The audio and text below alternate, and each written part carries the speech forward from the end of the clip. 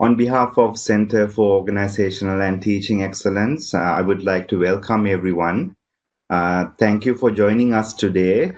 We have faculty from two divisions today, um, first year foundation and arts, behavioral, social sciences. We can go ahead and start if Ginger is ready.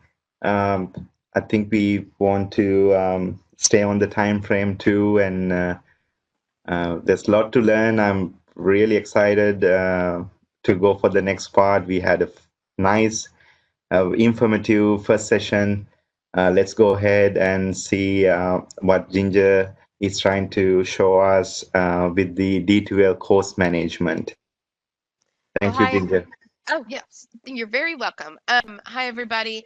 I came up with a PowerPoint, and I want to give total credit to Pat Lyons because I totally borrowed hers, and they just made it fit this. So if y'all see Pat, tell her thank you for me.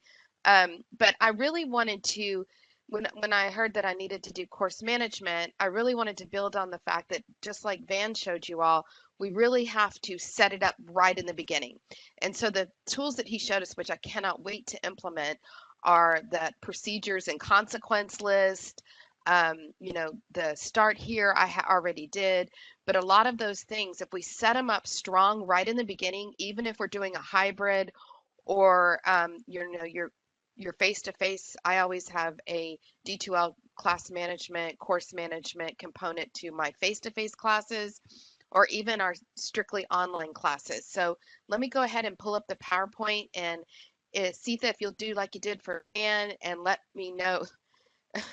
Look like you're not read the chat because I get the ADD. Um, so, Don't anyways, worry.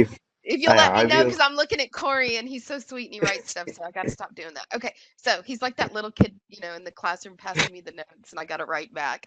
Okay, so let's go to my PowerPoint. Let's see here. I feel like such an old lady when I go through this. Okay, let me turn off. First, I'm going to turn off this. Okay, there we go. And I'm going to go to content. And here we go. So, my snazzy PowerPoint, which you all are welcome to have a copy of. I will make sure you get it. I did put it in a PDF too to make it easier. So we're just going to go through email response time, weekly communication. Sometimes it's, especially in a summer course, it's, every 3 days communication, every 2 days.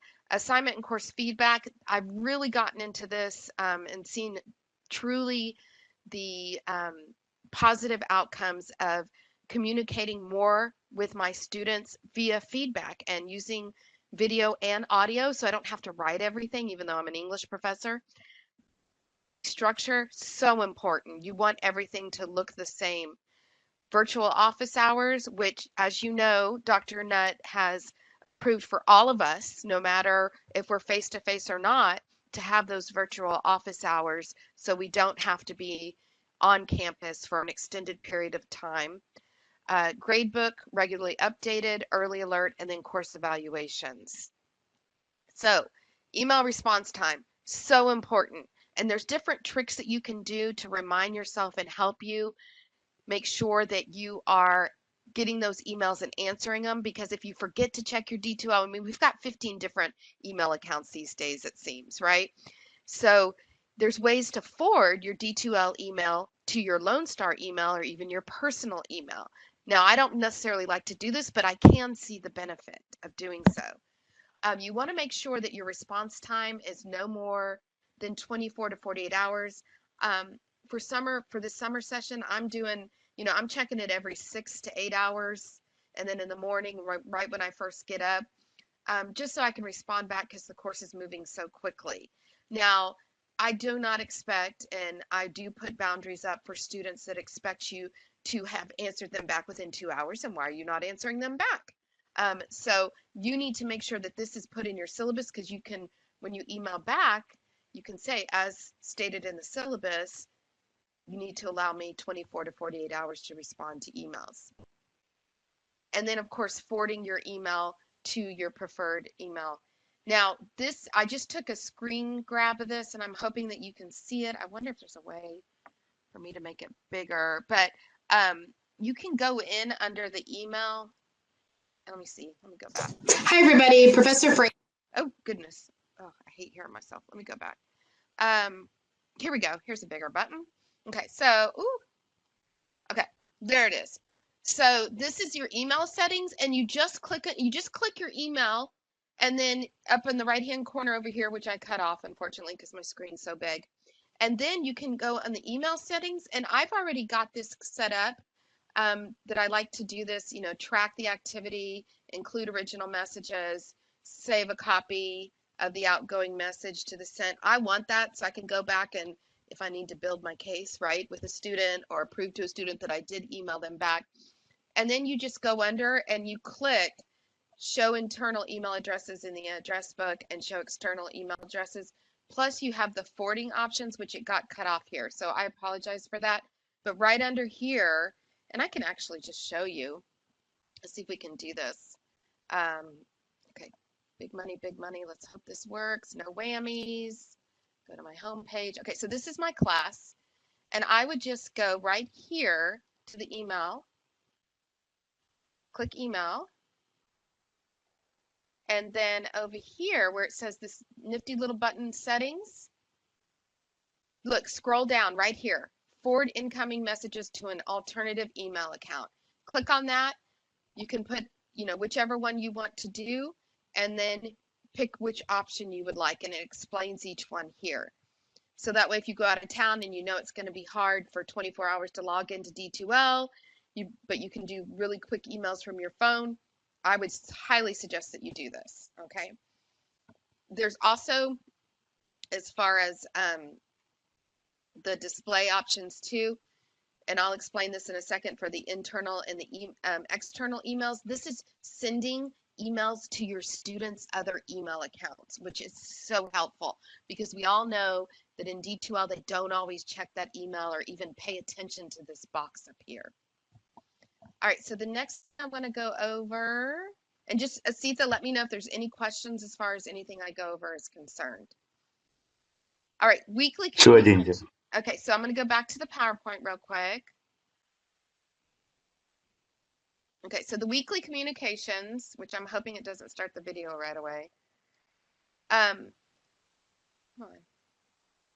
Where did my thing go? No more. Oh, come on. Share screen, share content. Because it's enlarged, it's doing this to me, of course. Let me pause real quick. I'm going to take y'all off, see if I can't get out of this. Okay, there it is. Let me go to the next one, and then I'll show y'all now. Okay, that's a great thing. You can pause it and resume it. Okay, so then prior to the course starting, and especially these next couple of weeks, we've got to make sure that in the management section, we are setting up our expectations. We expect our students to be online in D2L. We expect them not to wait until the last day to log on, or 2 or 3 days. Oh, I guess I'll check it now. No, we need to set that expectation and start our communication in that line of communication with them now. So prior to the course and during the first week, I email students the syllabus, the textbook info, and the login reminders. I'm going to start within probably next week to start, putting Hansel and Gretel breadcrumbs, right? Not that we're going to put them in an oven, but, shortly, quickly, and get them as close as we can to the start of school starting, the class starting, so they can be successful for the semester. And so I start doing those reminders. Hey, welcome everybody. And it's so easy to do a mass email in D2L, just like I was showing you. And it does it blind copy, so you are not infringing on any privacy. As far as that's concerned, when you go to email in class, it already sets it up as blind copy, or it tells you need to push the button. So don't worry about, exposing everybody or worrying about, baking as far as FYF is concerned. Also, you can make a little video and introduce yourself in the video and stick it right into the email. Even though the course isn't open yet, you do have access to the D2L email, and it's really easy to get to. If y'all want me to, at the end, I can show y'all how to do that. Super easy. Announcements, very, very important. Ginger, can I jump in? What the video, do you use TextSmith Relay or do you use something else? you know, for the video, I use Screencast-O-Matic, and I go ahead and pay for that, but I don't mind that TechSmith. But let me show y'all real quick what you can do. Let me go back into the course. Let's see. Let's see, am I sharing web browser? No, come on. Okay, so let me go back here. What you can do is you can just set up your email. Let's see. Let's take it back. And you just go compose, and I'll just use my class now because they know I'm doing this. I told them I was doing this, so, and I told them I was going to show them y'all the class. So let's just go down to my Brit-Lit class. So I click that, and then you click all of these, and you can just click it, BCC, add the recipients, but see, it doesn't add them yet, so don't think it's added. You have to actually hit this add button, and then see, now notice I've got people's other emails in here too. So I don't just send it, I'm not just sending it to their D2L, I'm sending it to their Lone Star as well. And then I go over here, you click the little button over here. You can also click record. So you can actually record a video right now. I mean, look, there I am. And you hit new recording. You can also, once you're done with the new recording, so let's just do it real quick. Hello, this is Mrs. Fray. Stop. Okay, then you go to add title in. And look, y'all, it gives you, it generates the captions for you. So you're ADD compliant, or whatever it is, A compliant, right? And then add, sticks that sucker right into there. And then you just put a little note right here, and then you hit send, and it sends it out to everybody. So that way you're not even having to write, they're just seeing your face, right? You're getting to do that. So that's a good way to do it. I usually do it that way because I don't like to make a bunch. That's a great question, Donna. I don't like to make a bunch of videos and I've got it saved to my desktop. I like it right here where it's clean and it goes into the course. Plus I like the fact that it generates those captions for us right away. All right. Ginger, since Donna brought up TechSmith, I think there's a new functionality, maybe you already know, it's called TechSmith Nomia. It's the same thing, it works the same, don't feel like, oh, I have to learn this again. It works like TechSmith Raleigh, like the previous version. This is just an upgrade. Harlan told us the other day, it works the same. If you work with the previous version, you should be able to do the same thing. So be aware, you will see a different name, TechSmith Nomia. Awesome. Just want to share that. No, that's good. I know they'd love to rebrand it constantly, don't they? Okay, so then the other thing you do is so that's in emails, and you can even just do an audio. If you're not comfortable, maybe you didn't do your hair that day or you're still in your PJs, you don't need to do a video. You could simply do an audio, and there's something about hearing your voice. And I hate hearing myself back to myself, but students really appreciate it. You're building that relationship and that, just that introduction and seeing that you're a real person. You're not just a robot, shooting out assignments to dead air, right? Then your announcements, these are so important. And I do a weekly checklist announcement. I'll show you in just a second. And then a Monday check-in video. And this is my check-in video. I'm hoping that you can hear it. Hi, everybody. Professor Fray here, and this is your Monday check-in. So we are on Unit 2, Week 2, and we also have our midterm this week. So I want to go over just a few things with you. You will notice that your assignments for this week are light. Okay, so that's just a little, 2-minute video they have Monday when they log in. I give my assignments on Sunday night. I release the checklist and the checklist video that goes through everything. But I always have this little thing like, hey, I'm checking in with y'all. And it's really helped because it reminds students. And I also try to be encouraging, like, you can get through this. We're going to be fine. You guys are doing a great job. It gives me a chance to give that verbal feedback that you normally don't get in an online class, although it may not be real time. Yes, ma'am. Ginger, I'm sorry. Again, that little video that you just showed, is that in TechSmith or is that the Screencast-O-Matic? Did you push that button like in how you can upload a link or a picture or whatever? Is that where you the video part, I have videos all in mine, but I did them 5 years ago and something else. And so in building 2 new courses for this fall, the videos are the things that are worrying me the most. Okay, don't worry about the videos. Okay, that's don't let that be your biggest worry, honestly, Donna, because look at these. You can see my screen right now. I do it right in the announcements. So you go straight to the announcements, go to the tool or create new announcement, right? New item. And it's so easy. You just click this and then add video note. And once again, look, there I am. It's such a great little tool. And then it saves them all in your course materials. So if you want to use them for other courses, you can. And it Oh, plays wow. captions. Wow. That's awesome. Can you, will you type up those steps for me and send them to me? Absolutely, of course I will. I'll send them to everybody if you want them or not. All right. Ginger, I have a question. Yes.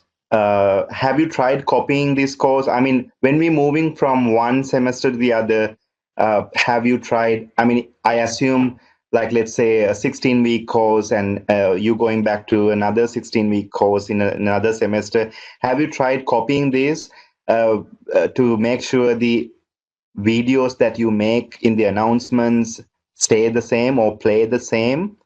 Or you Yes, make and them every semester? that's a great question because I just did it, Asitha. Okay. Because I wanted to show that I put that personalized video in overview and I realized I hadn't done it for this course. So whenever you're copying over, you just click the announcements and it'll click all your announcements. You just have to go in and make sure that the videos are working correctly. But I haven't had a problem because if you look on my content page, right after Van showed us that, I went and added this one and it copied just fine. I just copied course materials and then put it in from course materials when I did it. And I looked for it. It's called All About Professor Fray, right? And then it just copied it right over. There it is. This is great. Yeah, because the work that we put in, if it's getting copied to the future, we can focus on something new rather than Right. doing the same old thing again and again. That's a great point. Yes, assuming that like our semester arrangements stay the same, I'm pretty sure we have to make adjustment clearly if you are going from 16 weeks to a 6-week. Your course syllabus might be changed, and make sure to change this announcement accordingly. Right. That's Absolutely. great, though. Yeah, you want to keep it. And so then I wanted to show y'all. Okay, so here is my, let's see. No, where's, okay, so I'm in the tool. No, where's my Monday morning check-in? Okay, here we go. Friday and Saturday. Okay, here we go. Here is my Unit 3 Week 1 checklist. And let me see if I can't make this bigger. It's tiny. There we go. Okay, so this I sent out on a Sunday night. And then you click here, and what it does is at every module, the way my course is set up, I record a video and then a checklist. And why I love the checklist, and I will always love the checklist, is because it puts everything on the calendar. Now, I don't want students to work off of the calendar, but I want them to use that checklist because that's where I put my instructional resources as well. So I've got to start here too. I've got the Unit 2. We're in Unit 3, so let me go ahead and show you the most recent unit. So I break everything up by units. For my brain, it's just easier. And then here's my checklist, and I go through and I give them exactly what I want them to do. So this is where my instruction comes in. But then I also go make a video of me going through this checklist. And you're like, well, that's probably mundane. Our students are, brighter than that. They can read. Yeah, they can read. But then for our students like myself, where, they're aoral and they hear for sound is better, that's how they learn, then they need to hear it and see it, right? So this has really helped. You get so many fewer emails when you make those videos, and you don't even have to show yourself. You could just show the checklist and go through and make those. And I say, watch first. Then all of the materials that I reference in that checklist are right here. So they always know, as far as management is concerned, every week is the same for me. And I'm very consistent like that because I like that consistency as well. So creating those procedures, creating those rituals, if you want to call them rituals, that's going to help you manage the course and help your students be successful. All right, so I'm going to go on if that's okay. Every week is new for you. You're funny, Corey. Okay, so let's see. And don't think I'm not reading right along with the students right now in my Brit Lit class, because I am. All right. Then the intelligent agents, I don't use those a lot. I left them on here because I know people like that. You can set it up to release a, you could set everything up on autopilot if you're really good in doing that. Like Penny looks really super organized. And you can make it where they release at a specific time. So I could make that announcement for Sunday, make it Friday, and make it where it doesn't release until Sunday or until the last person turns into assignment. I get bogged down by that and I get so worried stuff isn't going to go out. I like to do it myself manually, but I know you can use those intelligent agents to do that. All right, I'm going to move on because I want to be very respectful of everybody's time and not just yammer on and on. Okay, so feedback. I've gotten really good at this over, well, according to myself, I've gotten really good at this over the last year or two because I saw the difference in my students. When I started giving verbal feedback instead of writing everything down on essays, I use grade mark, turn it in, that's this one right here. When I started doing that, just from them hearing me, it's as if they were speaking to me about their essays. So once I realized that, I thought, okay, I got to take this further, and actually it cuts down on my grade time because not typing, I can just go on a discussion board and leave verbal feedback as well. So we have all these great tools. It's just using what's comfortable for you. So another thing that I've just recently started, thanks to Van, is these rubrics in the discussion boards. And let me see if I can't make this bigger. Come on.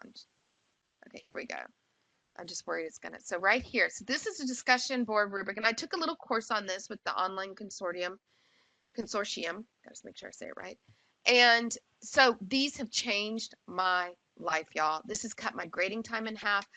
I don't want to throw up when I see the discussion boards anymore. It was getting to that point after this spring semester. I was teaching 7 classes. They, 4 of them went online, well, along with the other 3 that were online, and I was ready to pull my hair out if I had to read another discussion board posting.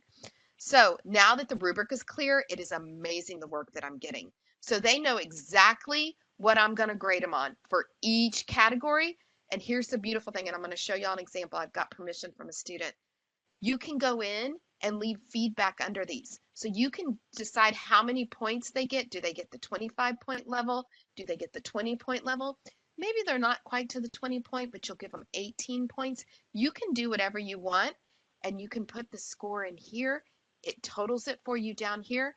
And then you can actually even leave a general feedback statement. So let me show y'all that. This is mind-blowing for me. I hope it is for you too. Let me see. Let me go back to. Yes, I'm listening. This is great. Is your mind being blown there, Asitha? Okay, let's see. Let me get back to. Here we go. Okay, so where is my sweet Giselle? Okay, I'm gonna pause because I can't show y'all everybody's because it'll show you everybody's grades and then I'll end up fired and I just can't do that right now. Let's see, discussions. So, okay, let me go to this one. Okay, so I'm just going through, and I can show y'all just to show y'all this. Okay, so I'm on my discussion board screen, and I just went collaboration, discussions, picked this one. Okay, so this was what the students had to do, right? So here's just the normal, what it would look like, right? Then you go to here and you go to assess. Now I'm going to pause so you can't see everybody's grade. Oh wait, no, that's edit.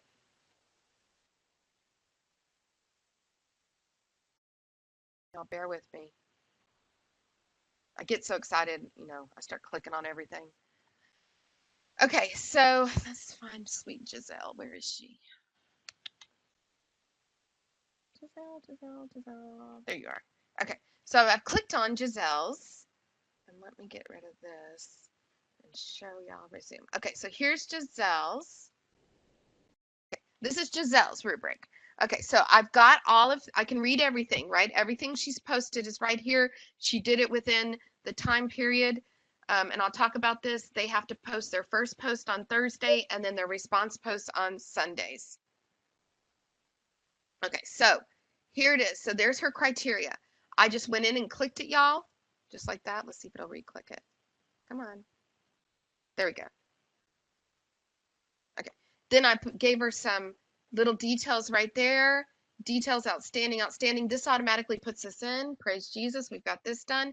And then, so really, I only had to write this. But I read everything, but it's not taking me 8 minutes anymore to grade one discussion post, right?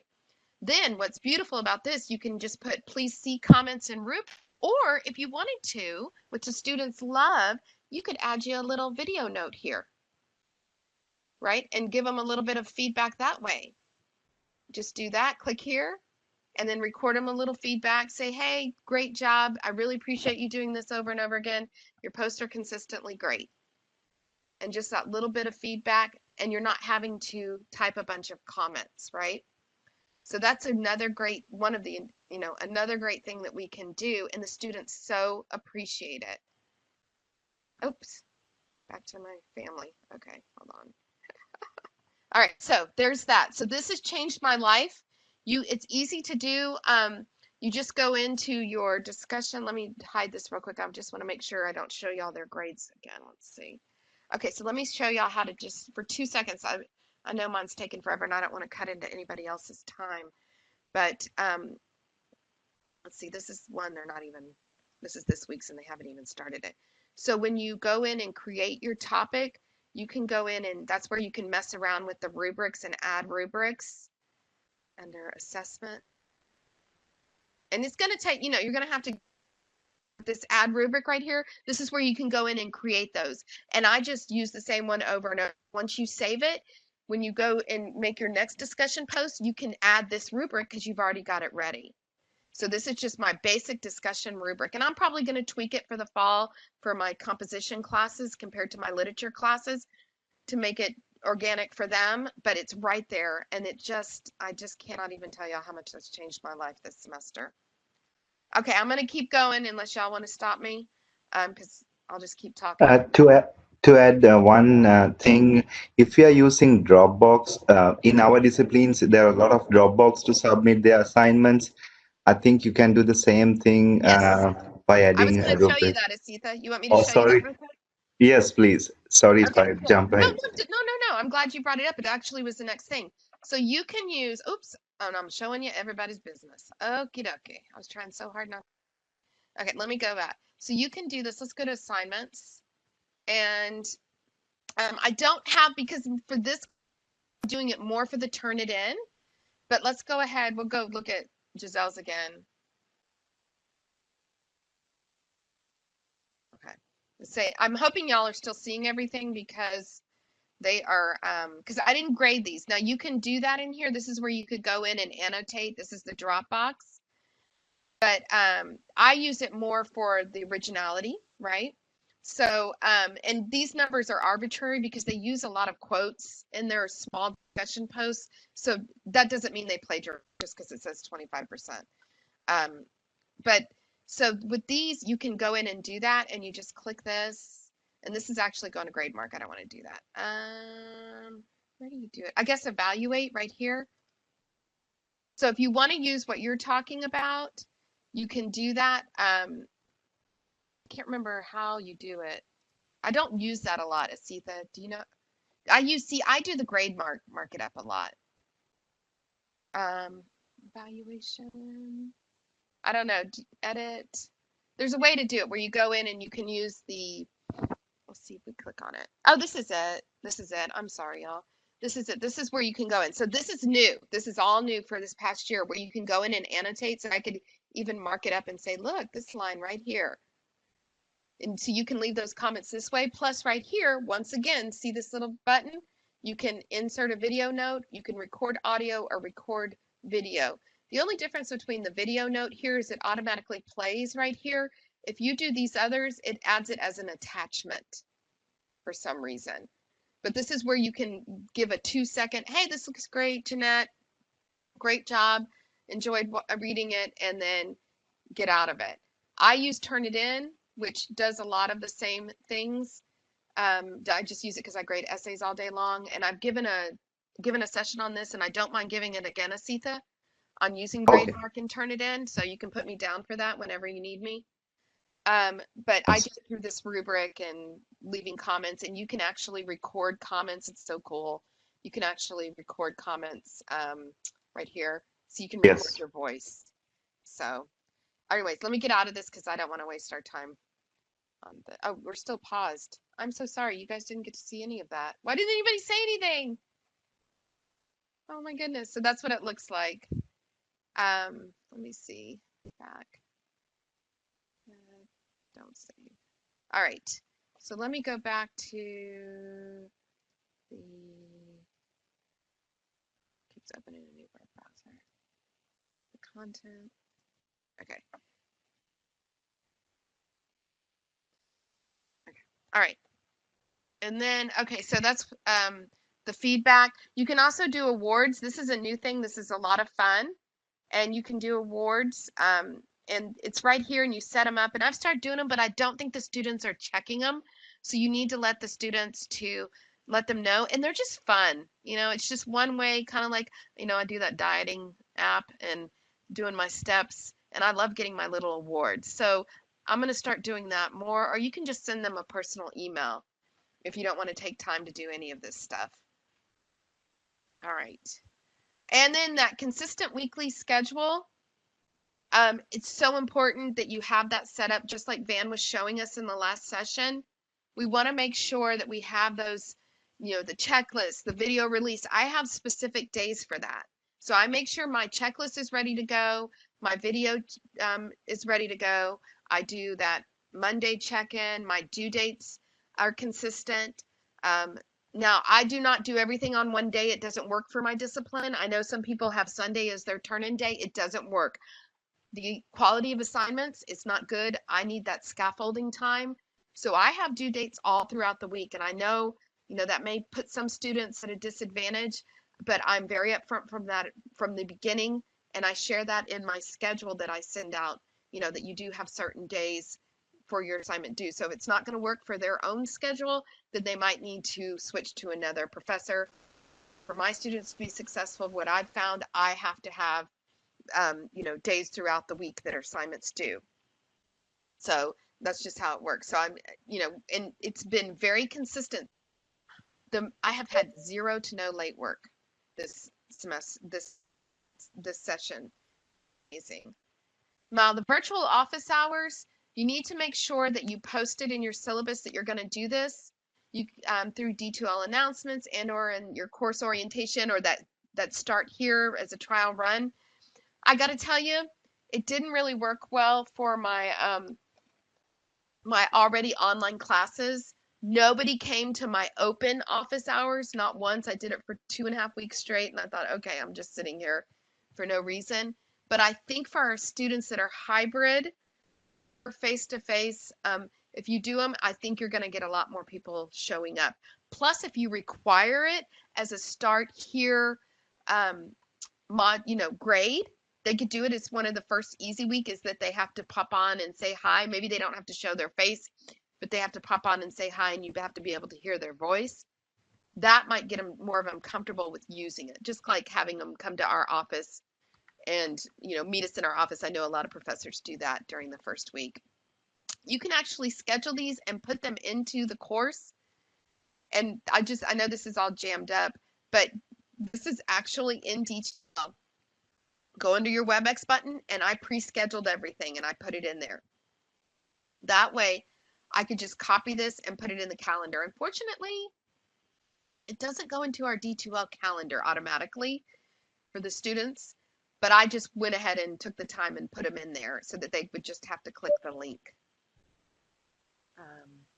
So Ginger, one of the things that I did for my totally online classes was that I'd set up a live chat that would move times, right? Because I'm not sure exactly what times they have available.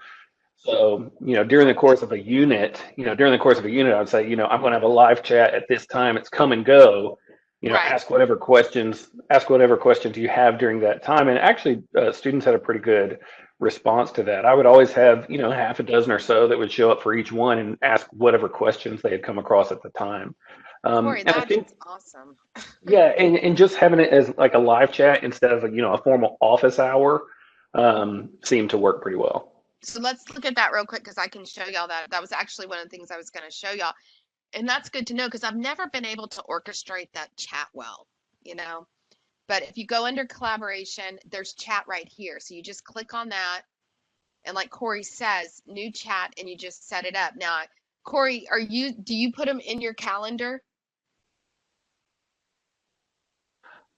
I have done that, and then I pair that with a remind message that goes out a couple of times, like remember tomorrow we have a live chat from this time to this time, and I make it intentionally very informal, as if I was like sitting in the commons and they were walking past, right? So they can just ask whatever's on their mind at the time. I'm going to switch to that because I think you're right. It's because it's the informality. And it's a chat. It's not, and that's one of the things that's coming up is with the webcams and the privacy issues. And a lot of our students are, they're embarrassed about what you might see on the webcam. And so having that chat, I think that's a great idea. I'm gonna do that. Thank you so much for sharing that because I've never. I have a question. To make Sorry. Well, yeah, go ahead. So that chat function. Can students in the class, students to student chat is allowed there, or student to? If you see personal chat right here, this was actually a student from last semester that did this. It showed up here. But yeah, they are allowed to do that. Right, Corey? Am I wrong? I thought they could start a chat. They can, student to student chat. Directly as well, using I'm like moving my cursor around as if you could see it. So no, there are functions that allow them to do that. I tell them, if you need to ask something that is more personal to you, it is something you can direct message me. But I find that in these chats, I tell them up front, I'm going to save the chat so that if other people weren't able to make it, but they might have a similar question, I will go back and post that transcript in the announcements for the course so that students can go back through too. So I let them know up front that this is going to be an open forum. Yeah, public, right. And I'm sitting here thinking, I'm like, this is texting. This is perfect because they can text, right? So this is low stakes, shall we call it, low stakes. Now, I understand it won't work necessarily if you want to show them a specific math problem, or I want to show them how to put commas in a sentence. I mean, I could type it, right? But I think that's a great idea for office hours. I mean, truly, that's what we're using it for, is for the office hours, not necessarily to teach them a lesson. So awesome. Thank you. Good. Yes, thank you. All right, let me just look real quick and see where I'm at because I don't want to take too long. Another thing that you can do is your personal. Before moving, Van is asking, can they use these internal D2L chat tools for group work? Yeah, I mean, they certainly could, right? I mean, they could certainly do that because they could. I think, I think that is a great way to encourage that student-student engagement, especially when you have group work and you giving them a platform to or space to discuss within the group. I think that's a great use of for student interaction. Yeah. Hey Van, go ahead. Something I found over the summer, as a matter of fact, because I stay active on Twitter and listen to what other teachers are doing. In D2L, you can actually assign students into groups through D2L. So in your discussions, you can actually create groups or random assign groups in the discussions that make them work together in a group setting. And that's my next big thing I'm going to do this fall. Exactly what you're talking about is using it. And it also makes it easier for you. And when I'm going to do this whole thing on discussion boards for Welcome Week. But that's exactly what you do. You sign them, like you said, into groups, and then you can give each group a different topic. And that way you as the instructor are not reading the same stuff over and over again, and they are more in charge of their group discussions. So yeah, I'm going to do that too. That's cool. All right. And you also, y'all have a personal room. You just go to this website, you get to your personal room, and you can do this last minute. You could even do it with a colleague. I've done it with our faculty senate officers. Let's just go to my personal room, meet real quick for 2 seconds. And you can have that. That way we're sharing the screen, looking at documents, all the beauties of WebEx. I won't go into that, or all the disappointments, right? Beauties or disappointments. And then gradebook, just check it regularly. Look at those highlighted areas. I'm always looking at this stuff. This is actually Pat's.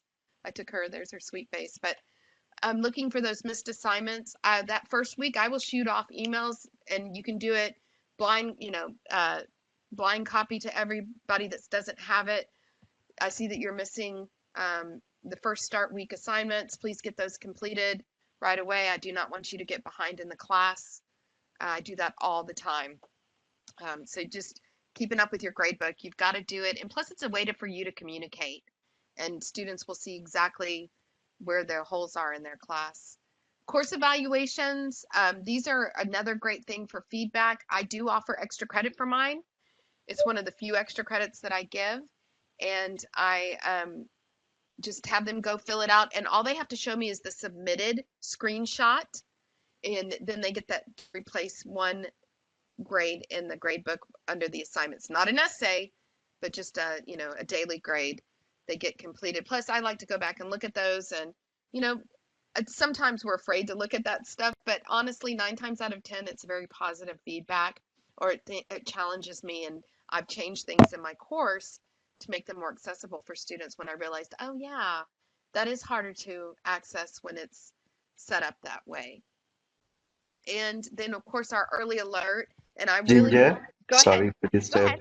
So before moving on from the grade book, what do you think about making the final grade available or visible to students?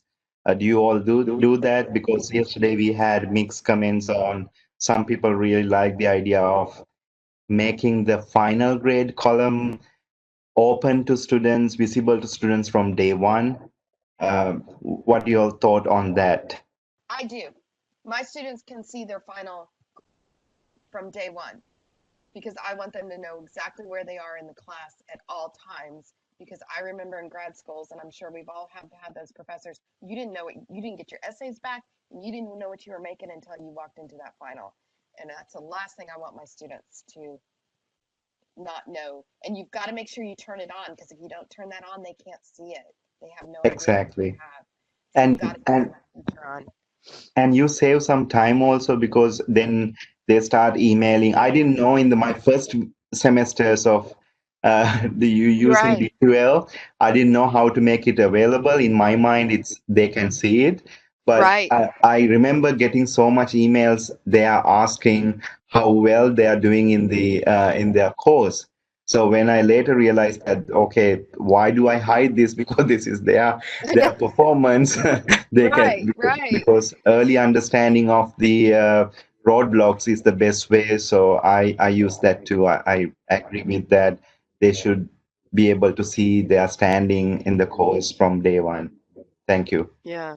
You're welcome. And then the early alert, I really want to encourage y'all to use this. Amy Cook does this for us in the, and if I'm saying her name wrong, I think that's what her name is, Amy Cook, but sweet Amy Cook. She does this, and she really helps us with this. But you need to communicate to the student before you send it into early alert, because that way she has something to go off of, because she's the one in charge of emailing, calling, and they do call the students and follow up with them and see what's going on. And it's really helped me in the past, especially as a co-rec instructor, to help get students back on the same page and, get them back into the class and see that it's not just the professor, it's other people on campus that care about their success as well. And she's just really good at doing that, but you do need to make sure that you are first contact before she is. So I do a mass email to my students who've not logged into the course within the first 2 or 3 days. Then I do send a reminder email by the 7th day if they still haven't logged in or completed. Maybe they've logged in but not done any of the assignments. And then after that first or second week, I go ahead and I submit those names to early alert, because if they're going to drop, they need to go ahead and drop. And that way I like a clean grade book. I like it to be all pretty, right? And so that way early alert is contacted and knows to reach out to those students. So please use this resource. She wants to help the students. She enjoys doing it, and she'll email you back right away and let you know about the conversation. She'll tell you this is what the student said, and here's, just wanted to keep you in the loop, keep you informed, which is always helpful as we make those provisions for our students. So I think that, am I at the end? I might be at the end. Just alternative communication. We've kind of already talked about a few of these. D2L, I showed y'all how to forward to their external emails. Office phone, some people use Jabber. I don't use that yet. I know some people like that. Google phone, I know quite a few people have everything forwarded to a Google phone number. That way you're not giving out your cell phone. Virtual office hours. The instant message is a little bit different from the chat. You literally just click on this. Excuse me, I don't want to cough in y'all's ear. It's allergies, I promise. No, not the Rona.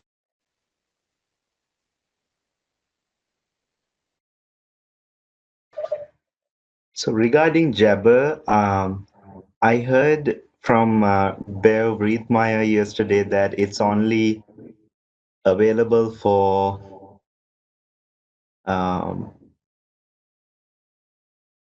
oh, sorry, that's a different thing. Something Bev Riethmeyer mentioned that only full-time faculty has the access to forwarding. It makes sense, not having office phone. Right. Sorry about that. Yes, but you can do a Google phone, right? I mean, you could do Yes. a Google phone number for your cell phone, because that when I was an adjunct, that's what I used to do, because I didn't have an office phone. So you're absolutely right. I did the Yes. Google thing. The other thing is that the I know there's been a lot of talk about Microsoft Teams. Y'all, I've verified it 3 or 4 times. Students do not have access to Microsoft Teams. So I know that everybody says, oh, they do. No, they don't. They don't. I promise. I set it all up. They do not have access. That's not one of the things. I went to Deb Hansen and spoke to her. They do not have that. So do not do that. I don't even use Microsoft Teams. But if you like Microsoft Teams, the students do not have access to that in their package from Microsoft that they get, that free Microsoft 365. But they do have to the instant messages, and students will instant message you. So make sure you check those. Here's the chat again. I just wanted to show you how to do that. And of course, doing that internal and external email addresses as well. So, and I think that's it, unless y'all had any other questions. I feel like I've just yammered on and on. So there you go. It was great presentation. I learned a lot. I'm sure we all had very new things to learn. Now the floor is open for questions.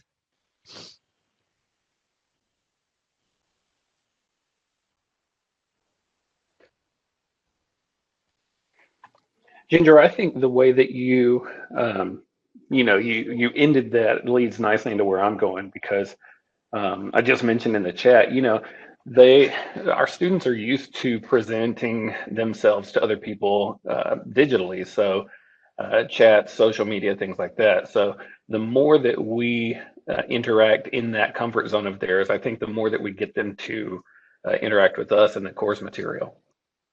I think you're absolutely right, Corey. And that's why I'm so excited now, chat, because of your success with it. Because I got to tell you, it's very sad when you sit there and you think, surely they'll come. Build it and they will come to my WebEx office hours. Everybody wants to connect during this time when we're in our homes. And I sat there very lonely for those 30 minutes, 4 times a week. All right. Well, I guess I'm done. If y'all have any questions, please let me know. I don't mind sending out my my actual PowerPoint. I'll make sure, Asitha, if I send it to you, can you make sure that took Yes, the time to yes. listen to me drone on and on, get it as their prize? No, that will be great. I think we're gonna make this presentation recorded also. It's on the Oh, record okay. mode. It will take some time for Harlan to go through and edit these, and edit means like trim and remove, make it shorten as possible. But it will be available. But having the uh, uh, repository of what other faculty use, these best practices, we want to improve upon. So having these materials presented in the reserve is very helpful for future learning process.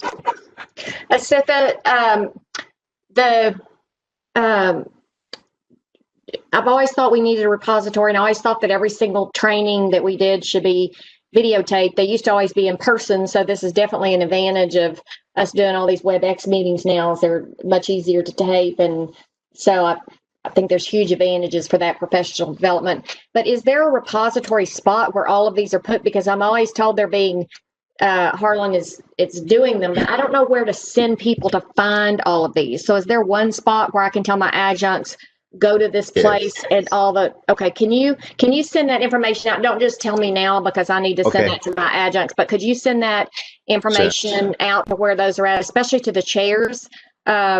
Because we could get that information out. Yes, it's a work in progress. Actually, I think Harlan and Monty work together to editing these videos once we record them. But it's happening. I'm going to send that specific place, but it's in the COTE web page. But don't worry, I'm going to email to you with the link to that page. It's keep updating, but there's a little lag. You may not see this video in the next week, but they're working on it.